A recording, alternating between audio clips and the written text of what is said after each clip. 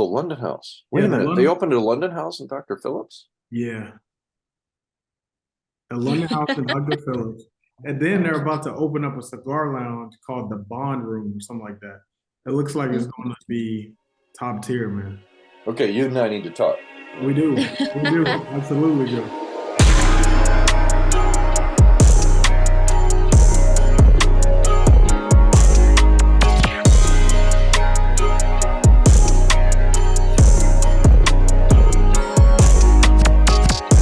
What's up, everybody? Chauncey Jennings here. And Liliana Fidoa. And we're here with another episode of the Luminary Panel. This one is going to be a banger. We're extremely excited to have this luminary with us today. We have so much to unfold in this conversation with Rupert. It will surely be impactful to you and your journey as an entrepreneur. And before we get started, make sure you guys follow us on all social media platforms at Luminary Panel, and make sure you like, comment, and share our videos to make sure you stay updated as to everything that we're coming up with in the future. Thank you, Liliana. And without further ado, Mr. Rupert Meghnot. Perfect. How you doing, Mr. Rupert? I'm doing great, man. How you doing?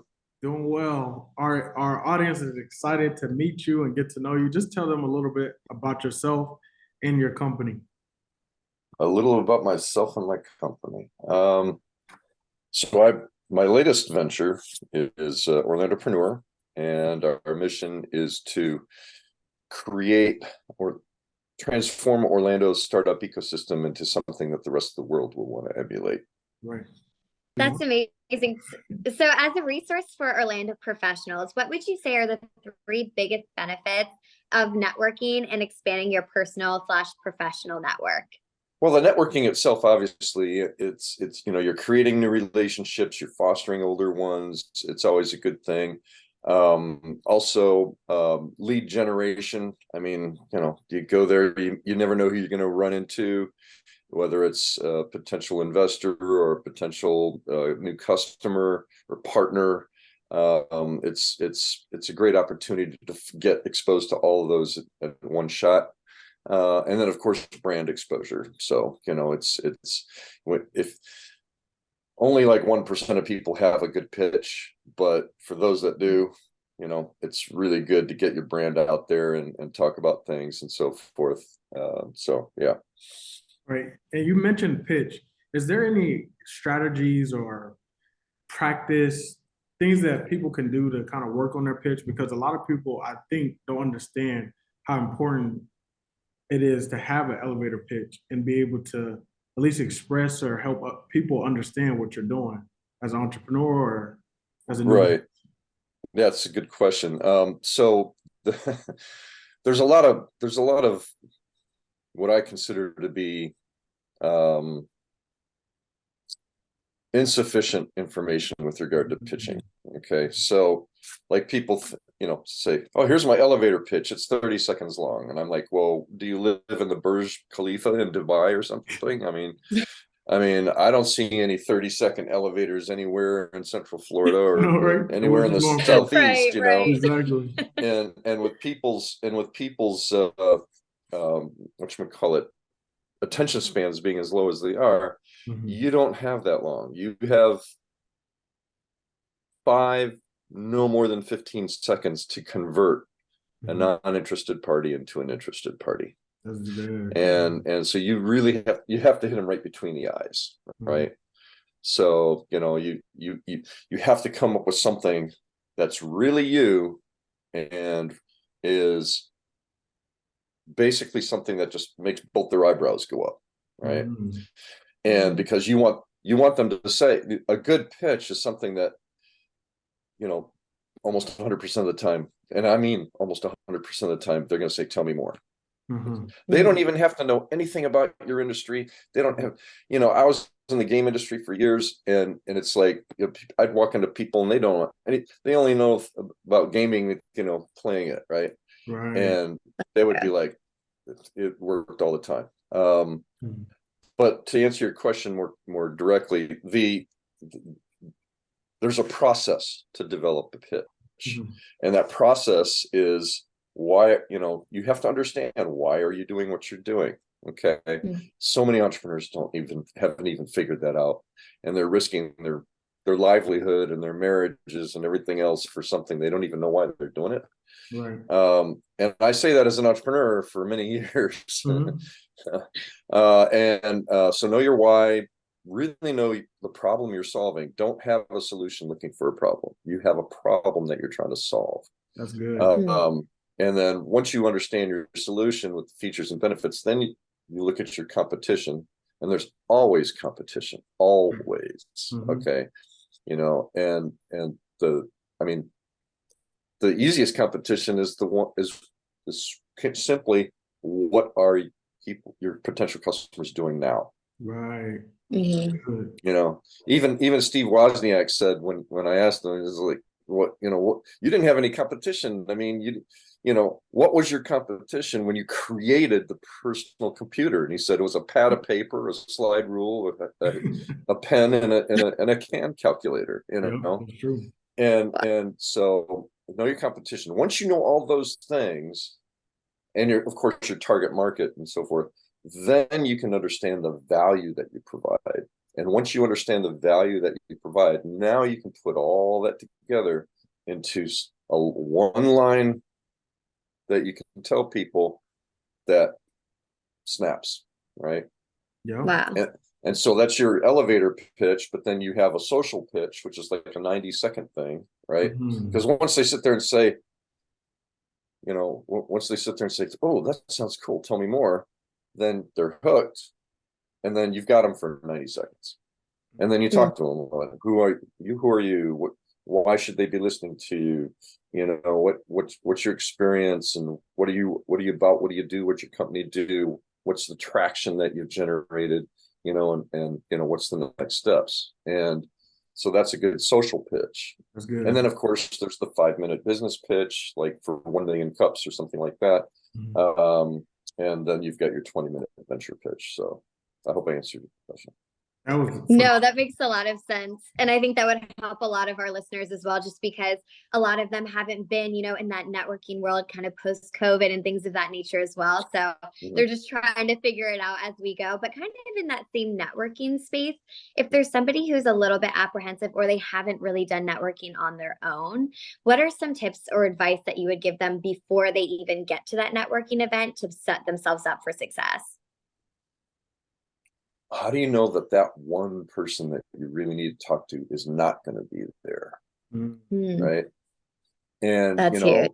And have a plan. What plans do more than anything else is create peace of mind. Okay. If you have a plan to handle customer relations, you're not going to have as many customer relations problems. If you have a plan to handle employees well, you're not going to have nearly as many employee problems. It's the same thing with networking or having a pitch or anything like that. Just have a plan. If you have a pitch, obviously it's better. That's what I help people do. And then, go to the event and try it out. What do you got to lose? People say no, or they don't like it, then you learn something. Exactly. Right. Yeah. And and you never know. It's like 1 million cups. We have pitches that come that have presentations every Wednesday morning, and we've produced 2 unicorns, 6 Shark Tank appearances, and 2 startup global winners. It's like, but you don't know who's in the room. That's true. You see people show up there, and I can go on and tell you stories for hours on this, but people would show up there, and people in the audience would be thinking, what the hell is this person talking? I don't know anything about it. And then a hand will go up, and I was in this industry for 35 years. I can introduce you to all kinds of people. And then another hand goes up. I've been an investor in this industry for 20 years, and let's talk. It's right. You don't know. So just network. Practice makes perfect. Just go to these networking functions. Check like Orlandopreneur, which is over here. Yeah, it is. Go to these things. Right. Our next one is the Monday night, the 18th at Rollins College. But go. Say hello, introduce yourself to people, talk to them. Ask them questions. Right. if you don't ask questions, you're assuming, and we know what happens when you assume, right? So Right. normally get it right. That's funny because my first ever networking event was your event. And the funny thing is, I was super apprehensive, like Liliana mentioned. I didn't know what to do. I didn't know what to expect. It was my first one ever. I've always done something with business, but I didn't understand the importance of getting outside of my comfort zone, building my network, making relationships, the whole nine. And then once I saw it on LinkedIn, I was like, when can I register? Because it just so happened to be that same day. They told me, and I went, and then I ended up meeting Caleb there. I ended up meeting another gentleman that kind of helped me out. But once I realized how important it is to have a relationship with people that's similar, if they're not similar to your profession, but they're also in the realm of business and they know that they have connections, the sky's the limit. So what happened was I ended up coming with this idea, the Luminary panel. People started getting interested. I think my pitch was a little bit longer than 15 seconds, but they were bought in. So it helped. And then if it works, it works. It worked, man. It worked. If it works, it works. But now I feel like I'm a professional. I can get it out quicker and then still get them. So, I commend you and I appreciate you having those events because they are extremely, extremely helpful. Although it was uncomfortable, but I took the risk and it ended up being well. So, well, come on down. It's the first drink's on me, and at Rollins, I think it's going to be a good event. It's in a nice place. Yeah. And you park your car on Park Avenue and you walk down, Yeah, it's a good. Just like looking at the, walking with your head up, This is the area. It's not. It's nice. Yeah. It'll be fun. It'll be a lot of fun. You said the 18th, right? Perfect. Third Monday of every month. We're averaging over 130 people. That's major, man. Wow. Investors, founders, startup small business owners, professionals, you name it. Everybody comes there. Perfect. Wow. So you've been involved in a lot of different businesses in general, and kind of throughout those experiences, you've obviously gained a lot of different, knowledge industry-wise and things of that nature as well. How do you stay organized when you're managing so many different, I would guess, like accounts and businesses at the same time? How do you find yourself in that space? That's a great question. Well, having ADHD doesn't hurt because I can stay focused on a lot of different things simultaneously. I feel that. I'm in the same boat. Well, planning, right? It's just planning. It's like, and discipline, and something I've struggled with. It's just that, it's best not to have too many irons in the fire, right? Especially if you have a dream and a goal and something you want to accomplish, then at that point in time, you should be only focused on one thing and that's it. Right. And because every time you have a limited amount of time, money, effort, resources, right? And every time you spend any of those resources on something that's not your goal or not your dream, then it makes your dream farther away. Right. So I would suggest getting rid of things that aren't generating what you need, right? So we have what we need, and then we have what we want. And so obviously what we need pays the bills. Okay. So you obviously have to focus on that, right? Of course. However, the plan should be to make enough so that you save up enough to get to the point where you have the resources that you need to get to start working on your dream full time, and then you just switch over and then you go. That's good. I really want to kind of transition, but also stay on the same topic, because once we had our introduction call, you told me a little bit about 1 Million Cup and also Orlando Entrepreneur. There were some criteria for them to be a part or be around you guys, or you guys to take time into helping them build their business. Can you kind of go into a little bit of it and then also explain the importance of why those criteria are good for their business and also as a character, as their characters? I mean, you might have to elaborate on that, because the only criteria for the Entrepreneur in 1 Million Cups for people to attend and enjoy are, you have to be breathing, and you have to support the startup and entrepreneurial ecosystem, right? And ideally, you want to learn more about being an entrepreneur and being a successful entrepreneur. And so, we welcome everybody, right?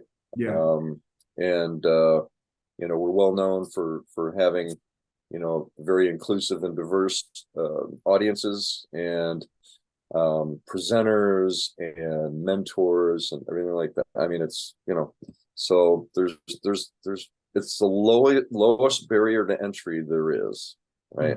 Just show up. Okay. So our events are free. 1 Million Cups is free. Free donuts, free parking, free coffee. What else do you want on a Wednesday morning, right? Eat that. So true. So there's that. Now, were you thinking of something else? Yeah, I think I recall you saying that they have to have like about 80 hours of them working on their business a week, or they also had the, maybe I'm misunderstanding. Well, in order to be, there's 4 different levels of entrepreneurs, and those levels all depend, all those levels have 4 things in common. The person has a lot of creativity, right? They have, but people don't understand creativity. They think, oh, I draw pictures, I'm creative. Well, yeah, but can you write documents? Can you design machinery? Can you negotiate deals? Can you, creativity is used in everything. Okay. So creativity is one thing. Initiative is another. Just do it. Right. But that means plan it. So just do the plan first and then do it. Execute the plan. And then you've got resilience, because as an entrepreneur, you're going to get knocked down every single day. And you need to get yourself up, dust yourself off, and hit it, and keep doing it, right? And then, of course, one of the reasons why you're getting knocked down every day is because you're taking risks. And you have to take risks, because they don't cost the 1% for nothing, right? Yeah. You've got to take risks. You've got to come up with creative ideas, take the initiative, plan them out, execute them, and see what happens, and learn from the results, right? And then keep going forward. A lot of people misconstrue this as the fail fast type of a thing. And I'm a project manager too, and I don't believe in failure, right? I believe in learning, from trying things out and experimenting and taking risks. But failing in a business, how monumentally stupid is that? It's like, I'm going to spend 10,000 hours of my time, and $1 million of other people's money creating a business, and then I'm going to fail at it on purpose. I'm sorry, I don't cater to that. And people have other opinions about it, but that's fine. I mean, there's nothing wrong with that. We all live in the same ecosystem, and we all succeed at whatever rates we want to succeed. But when your chances of changing the world, or having a company at least getting off the ground to be able to do that is 5%, right? You got to take more risks. That's true. A lot of people are afraid. Yeah, I love that mindset too, because I feel like in general, people get very nervous and apprehensive about starting something new. And kind of in your way of thinking about it, it's just a lesson in that way. You put everything into it, and hopefully, putting pedal to the metal, you can figure it out. But that's incredible. I love the way you kind of see that in that way, and kind of transitioning a bit into your experience as well. At this point now, to date, what has been your biggest accomplishment in your opinion? The next one. That's awesome.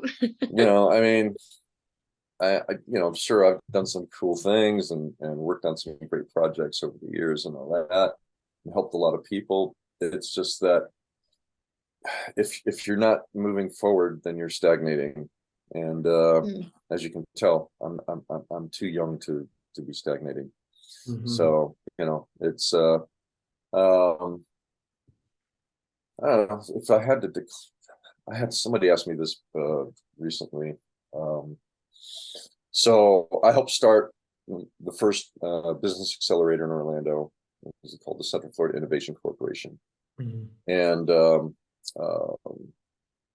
that did about 280, I think, million over like 6 years. Oh, Wow.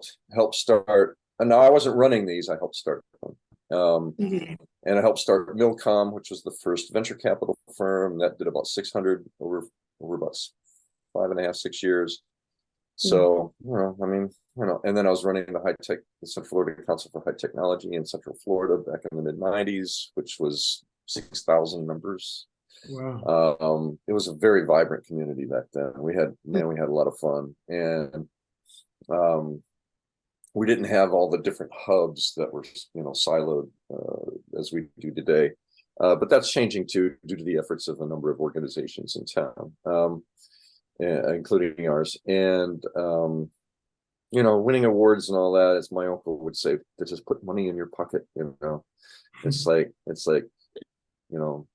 being declared a 50 over 50 in the $200 billion game industry. I'm like, did I win a magazine subscription? Right. Did I get a coffee, for that or whatever? Yeah, coffee mug. Not to make light of it. Not to make light of it. Mhm. That's a crazy honor, That is. Yeah. and for which I'm very grateful for the industry for giving it to me. But it's Orlandopreneur, making Orlandopreneur successful, and so my goal with OP is, like, as I mentioned before, the success rate for the true entrepreneurs is 5%. And Mhm. you look around the world, I look out my window, and I watch rockets going up to the moon. I see 10,000-pound cars going 0 to 60 in an instant. Mhm. And people still don't know how to drive them. And I see we cured COVID in 2 years. What the heck? Yeah. We got cures for cancer coming up. We got all kinds of, this is a wonderful world. I mean, there's so many cool things going on. Every single one of those things was an entrepreneurial thing, right? Mhm. Every dollar ever first spent was an entrepreneurial transaction. Every company on the stock market was once a startup. Okay. And it's like, the world we live in is built on a 5% success rate. Can you imagine what would happen to humanity if we doubled the rate Mhm. at which innovations and entrepreneurs succeeded? Wow. That would be incredible. So that's my mission. And so that's what I want to, spread the gospel around the world about Orlandopreneur, and, or what we're starting with Orlandopreneur. And that will be, the thing. Of course, having a Yeah. family, that'd probably be the greatest achievement. But, So that's funny because you took the words right out of my mouth for the next question. So now you already touched it. I'm not even going to go into that one. So I got another question to you, or for you. That's kind of going to pivot into your personal life, not necessarily personal, but just to get I your have no life. You got a lot of ventures, so I understand, man. But anyway, if you could have a conversation with anyone that is at the highest level in the business world, who would it be? And what information would you want to get out of that interaction? I'm already speaking to them. I'm working on bringing, the top of the top of the top to Orlando next year. And it's for a global business event, and it's geopolitical, geoeconomic. It's bringing in, the people I've been talking to.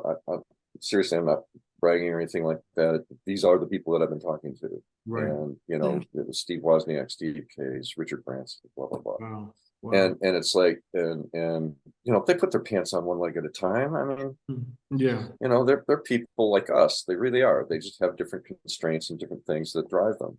right. And so you have to, just speak to them professionally, deal with them professionally, and just, and so I'm asking them to participate in our event, and we're looking for sponsors for the event. It's going to be, I mean, it's going to be massive when we bring it. So that's, to answer your question, that's what I'm doing. I'm talking to these people, and it's because I have something that I believe is of value to them that provides value to us in Orlando. Because it's got to be a win-win no matter what. Okay, never go to anybody asking them a question that doesn't have a win for them, right? And so that's what we're doing, and hopefully we'll get there. That was awesome. That's amazing. That sounds like a great community is being built in Orlando already, from whatever is going on now to what's coming in the future, which is so exciting. And kind of in that same space too, with all the businesses that you've mentioned that you've helped start or you've been a part of, how did you come up with those ideas, and how did you get in those spaces as well? Wow. So, interesting. So as typically entrepreneurs, a large percentage of them, or a significant percentage of them, do have ADHD, which actually is a wonderful thing, because it allows us to see opportunities that others don't. So we might be having a conversation with somebody just out of the blue. It could be standing on a street corner talking to a stranger you didn't know 5 minutes before, and they're talking about something, and you see a dot form, right? And then you see another dot form later, and then you're like, oh, draw a line between those two. Wow, this might be an opportunity, right? Typically, the companies that I started were similar to that, but more often than the vast majority of them, well, pretty much all of them, where I identify a problem that nobody else sees, that I can prove exists, and that I can come up with a novel or innovative solution to fix it, right? And thus, change the world in the process, right? So like when I started Burnout Game Ventures back in 2014, nobody even knew how to spell revenue share. And now every publisher in the world is using revenue share, right? And it's like, when I started my flight simulator company, people were, in an arcade, and they see this helicopter and it's moving around and it's doing all this stuff. And they're like, what the heck is that? And it's like the arcade owners that were growing like ridiculously. I mean, faster than anything I've seen before since, including the internet. And, they needed help, right? They're having trouble with machinery. They're having trouble with distributors. They're having trouble with all kinds of things. They needed to draw people in because people were looking for a place to be drawn to. And so I created this thing and put it in the front door of somebody, and I did it. It was low cost. It was lightweight. It was generating, $300 to $3,000 a week cash, per system. And that's half of it's actually generating more than that. And it's like, they were like, thank you. And then the military comes along, and they're like, what's up? Yeah. Let me test this out. And then we do a study, with some PhD candidates, and they find out that it does 80% efficacy of the $20 million simulators. The next thing I know, I'm making flight simulators for the military. And it's so you find something that intrigues you and excites you, and and the bigger the goal, the more exciting the goal, right? So that's what I would suggest. Awesome. I love that. But expose yourself to many different things. So I have a friend, a woman I know, and her son created this thing called Career Scoops, which she's working with students from middle school on up, and helping them identify what do they like and what do they want to do in life, and then find the school they want to go to and get into it and all that, and what to study in college or high school and all that. And you need to expose yourself to many different things, because you don't know what you're good at until you expose yourself to them, right? So do it as networking. Just come to one of our events, you're going to talk to 15, 20 people over the evening in 15, 20 different industries, and you never know. Something might go, ooh, this sounds cool. I need to talk with this person further, right? Could be the start of something beautiful. That's awesome. I actually seen that on your LinkedIn where you posted the scoop, the career scoops. That's pretty cool. Yeah. There's a number of organizations in town that do something similar. Yeah. But she's the latest, and I think she's putting it all together. So. Oh, cool. That's a great idea. Ever since you've been in your career till now, you've obviously learned a lot and you've grown a lot in your own business. What would you tell yourself when you were at the beginning, now that you've kind of gone through all these steps, to give yourself advice in that way? Know your why. Okay, if you're going to start a business and you're going to risk everything in your life for it, then you better darn well have a good idea why, right? And that why has to go into your bones. It's got to be in your veins. It's got to, it's, and not only that, but all your loved ones need to support you in it. All your friends need to be encouraging you. If you're down, hey man, have a cigar. What can we do? Let's chat. And what is there anything we can do to help? Right? Your loved ones, we support you. And if you're having a bad day, or hey, I know somebody who can help you with this or whatever. You need that energy field around you that basically says, I'm going to kick butt in this, and either you're along for the ride or just get out of the way. Right? Get out of the way. And so, and then plan. You got to plan it. I mean, your chances of being successful, of the 5% of companies that do succeed, 95% of them have a plan, and a sufficient one, right? A good one. And it doesn't have to be a zillion pages long. I taught project management for Full Sales Game Design Master's Degree program for 6 years. And the night before a final, one of the students called me and says, "What's the shortest project management plan you ever saw?" And I said, "It was 1 page. If it works, it works. That's all there is to it. If it works, it works." Of course, they turned in a 174-page one the next day, but still, right? But they stapled it together into one long page and put it on a scroll using rolling pins. I got the pictures. Wow. Great. But the creativity, right? Yeah. So, but plan it. So, and obviously 95% of the 95% that failed don't have a sufficient plan, right? And that includes all the companies that are getting funding, right? All these $100 million funding companies and millions of dollars, whatever. And they're failing left and right, and nobody's talking about it. And you go to failery.com and they list them all, and then your jaw drops, right? It's like, holy cow. But the thing is people, the best way to plan is to really understand project management. Okay. When CB Insights, because they're big, massive study every few years, and list the top 20 reasons why companies fail. No market for the product or service, ran out of cash, poor customer relations, poor product development, got out competed, all this other stuff. And I'm looking at this stuff, and these are not reasons for failure. Yeah. These are symptoms of the real reason for failure, which is what it's always been and always will be: bad management. Wow. That's all there is to it. Bad management. We're an entrepreneur. We're starting a company. The buck stops here. If we fail, it was because of us, right? Yeah. So what do? We plan it out, right? We plan out who are we going to hire to help run our teams. Who are those people in those teams? How are we going to work them, or how are we going to work with them so that they produce the best products and services that our customers want? Right. And then the marketing team, they have to tell us what our customers want, and so we make what our customers want, and we treat them the way the customers want to be treated, right?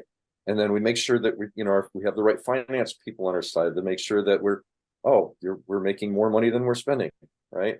So, right, and so this whole thing about all these unicorn companies that haven't made a profit in the first 9 years of existence, just I don't understand, and they're honestly not creating much wealth for anybody except the top 0.1%. That's true. So let's go back to you being in the beginning, right? So obviously you were born with a big brain. to be able to manage and come up with all of this stuff. And also, I'm not insulting you. I'm saying that you're very intelligent. It's a But compliment. Maybe too much for my own good. Yeah. what was the one book that changed your perspective of entrepreneurship? And what would you recommend to the people about reading and how important it is?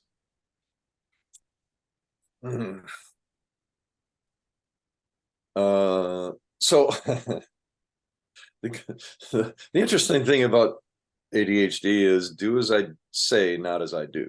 Okay. Yeah. So what I say is, yeah, read a lot. You know, if you're not reading, you're not learning. And if you're not learning, you're not moving forward. And so, like, for example, what book? So there's one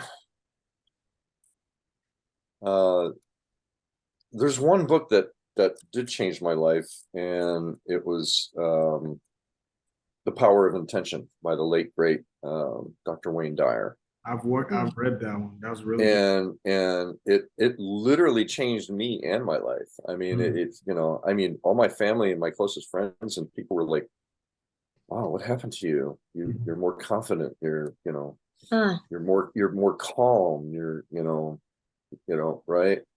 And it's all because I took the lessons from that and started to apply them. Still working on it after all these years, but but there's, oh my gosh, how many books are there out there? Well, there's obviously Rich Dad Poor Dad is one, especially for people that are coming from lower socioeconomic strata. And you have to change the way you think, right? I grew up in inner city Detroit, and I've gone to bed hungry more days than I'd like to admit. And that was a good book. And then, but don't limit yourself to just business books. Okay, like there's a book called Verissimus, the man called Marcus Aurelius, which was basically talking about you heard about, you saw him in The Gladiator, right? He was the guy that he worshipped and that he was killed and all that, and that guy took over and created the nemesis. But so Marcus Aurelius was part of what we call the Stoic movement of philosophy. And a friend of mine actually has a class or a meetup every Wednesday teaching ethics in business, right? Oh, okay. And you got to understand too where innovation really comes from. And yes, it comes from taking one dot and connecting it to another one. But Henry Ford didn't just come up with the assembly line. His vice president was at the butcher shop, saw how they took carcasses out of the truck and started, goes to the first guy on it. It's on a hook and whatever. And first guy inspects it, puts a stamp on it, sends it down to the next person. The next guy starts trimming this and that, goes all the way around the room to the front door, and then you got your package of meat, right? He ran down the street, grabbed Hank Ford and said, "You need to see this," right? And then what? 11 months later, 13 months later, the Model T was born and changed the world. Ray Kroc, who helps, who basically created McDonald's. Where did he get the idea for the drive-through? From his bank, right? So the more you expose yourself to other ways other people are doing things, when you bring those things into your industry, or you do things a new way using something that somebody's already proven successful, that's a big part of innovation. So reading books on other areas of things that are of interest is a good thing. Let's see, Malcolm Gladwell.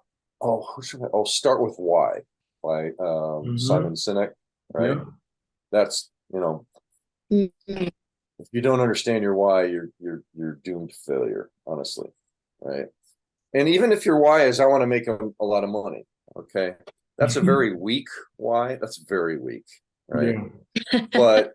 But you know, those are the people that are getting all the money, right? They're failing a lot more than most people, but they don't care. Mhm. But the thing is, you know, they are the good thing that those people are doing when they fail is that not their failure is good, but it's just that people that are working for them and that are involved with them in some way are gaining experience. Right. Okay. And all experience is useful, right? Mhm. And so that's helping build an ecosystem of potential startup founders and others who want to innovate and who want to do more things, right? And so they've experienced failure, so they're not afraid of it, Mhm. right? So, you know, so a lot of them write books, read their books, you know. Malcolm Gladwell's a good author, you know, pretty much anything by him, you know, Mhm. Blink, Outliers, I'm actually currently reading that one. yeah. Mhm. There I'm going through my list, I'm like, oh, that was an interesting book. The Game, oh, that was a good book Really? by Neil Strauss. Yeah, The Game was a good book. You know, and then of course learn about yourself and learn, you know, Atomic Habits. Yeah. Atomic Habits. Um, you know, every once in a while I'll pick up like an autobiography or a biography, right? So like Elon Musk, you know, Tesla, SpaceX, and the quest for a fantastic future. Arnold Schwarzenegger's my man. I mean, Yeah. That's great. this guy literally reached the pinnacle of 3 different industries Mm. in his life. The pinnacle. He was That's beast mode. he was governor of the 5th largest economy on the planet, right? Insane. He was the #1 star in Hollywood for a decade, right?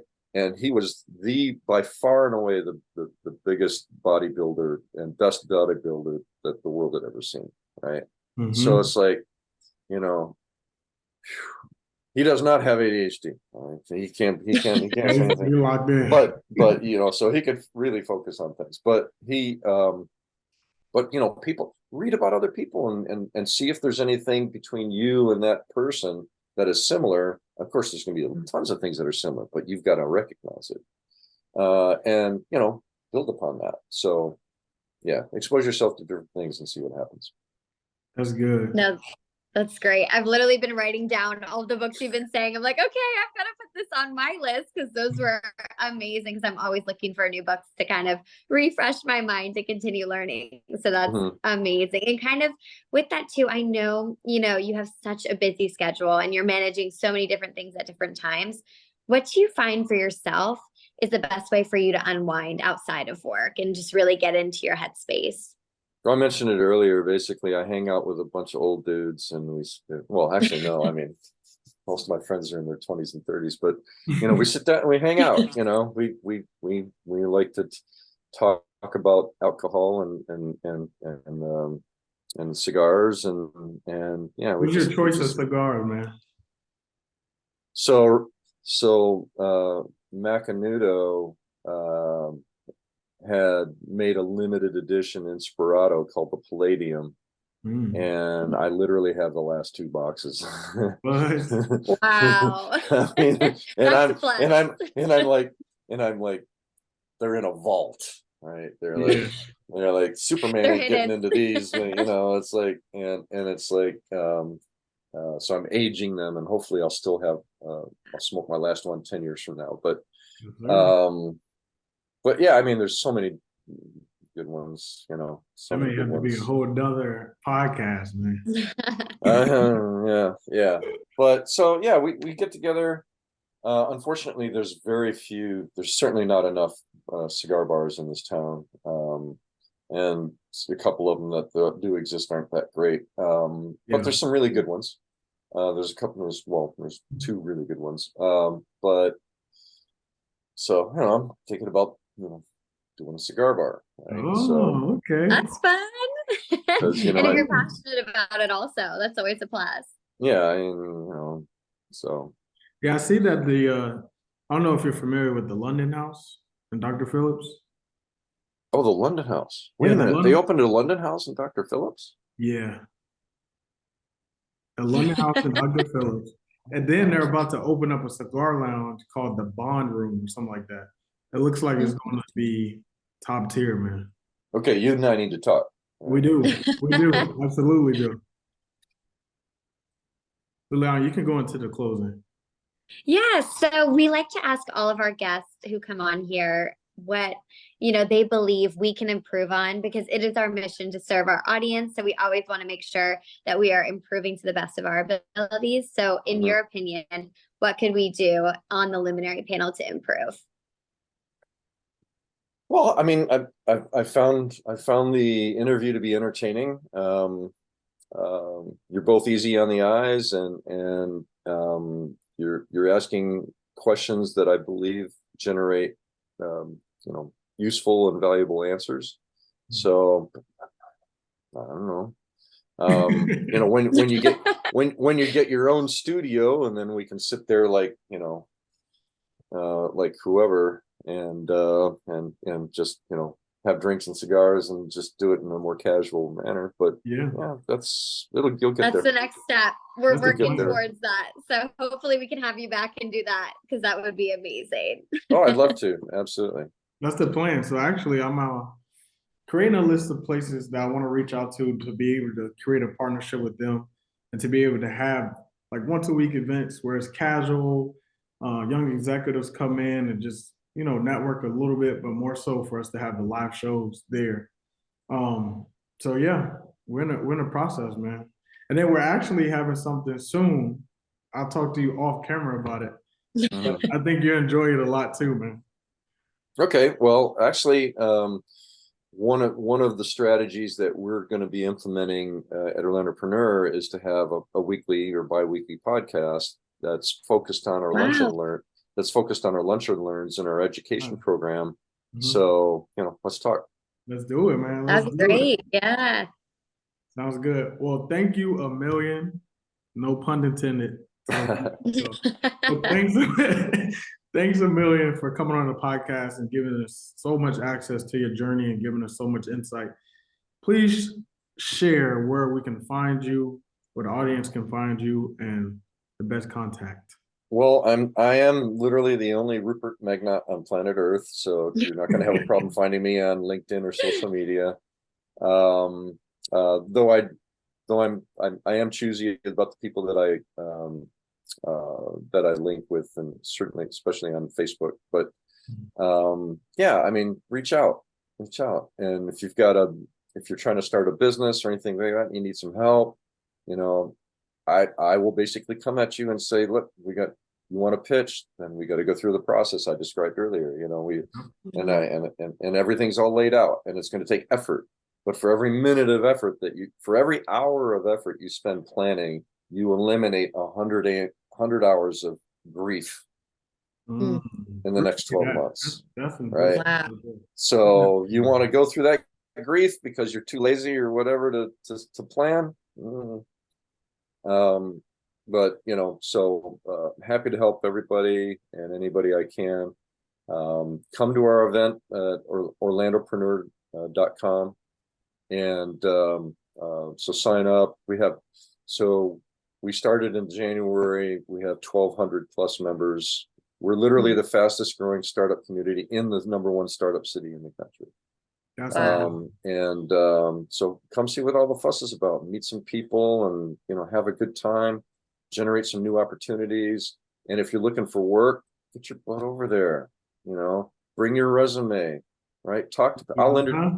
Come to see me and tell me who you want to meet, and I'll introduce you. Well, make sure you guys follow us on all social media platforms at Luminary Panel, and like, comment, and share this post, and make sure you subscribe to make sure you stay up to date with all of our new updates and episodes that are coming to you. That's a wrap. Thanks again to Rupert. Thank you for watching. And yes, sir. What episode is this? Like 7? What's that? I think this is 7. 7. This is 7 or 8. Yeah. Rupert, in that month that I came to that to your event. Mhm, From there, we've already recorded 12 episodes. Sweet. So we're growing, man. You're It's inspiring me. moving. Awesome. Everybody's being so supportive, so it's helping, man. So thanks Happy to help, again. man. All right, Yeah. So next time you come, maybe shoot a little video while you're there, and yeah, you heard. yeah. It's a wrap. Mhm.